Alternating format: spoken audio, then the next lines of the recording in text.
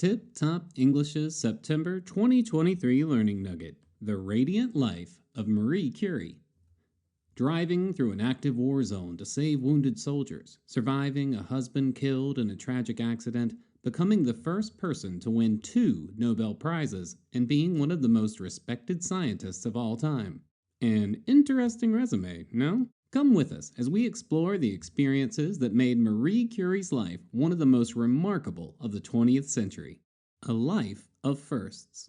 In 1867, a 24-year-old Polish girl named Maria Skłodowska moved to Paris to study at the Sorbonne.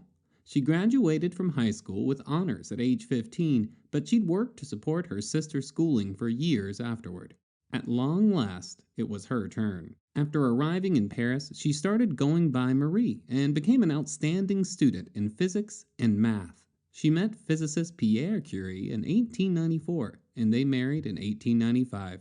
Their joint research would rock the scientific world. In a former storeroom, Marie laboriously tested and confirmed a discovery by a physicist named Becquerel that the element uranium constantly emitted rays that significantly but invisibly affected the environment around them. She and Pierre became obsessed with finding out if any other substances emitted these rays. Years of research led to their discovery of 2 new elements. They named one polonium after Marie's homeland and the other radium. Their efforts were the first extensive research of radioactivity, a word they're credited with coining. This work earned 2 Nobel Prizes and made Marie Curie the first woman to earn a PhD from the Sorbonne.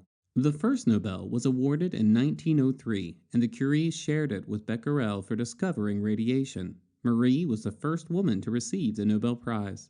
The second came in 1911 for the discovery of radium, 5 years after Pierre had been run over and killed by a horse-drawn cart in the streets of Paris. Saving lives on the battlefield. After Germany declared war on France in 1914, Curie vowed to help her adopted home country. Though she had only lectured about X-rays as the first woman to teach at the Sorbonne, she knew that bringing them to battlefields would save lives. They'd allow doctors to diagnose and treat injuries more quickly and with more precision. She created and led a unit of the Red Cross with the assistance of her 17-year-old daughter that developed mobile X-ray labs in loaned vehicles. They traveled into World War I war zones to assist doctors, helping alleviate suffering and saving many lives. A radiant life. Though she'd die in 1934 from a rare disease brought on by her long exposure to radioactive substances without proper protection, Curie's tireless work in the field led to some of the most important scientific discoveries of the last century.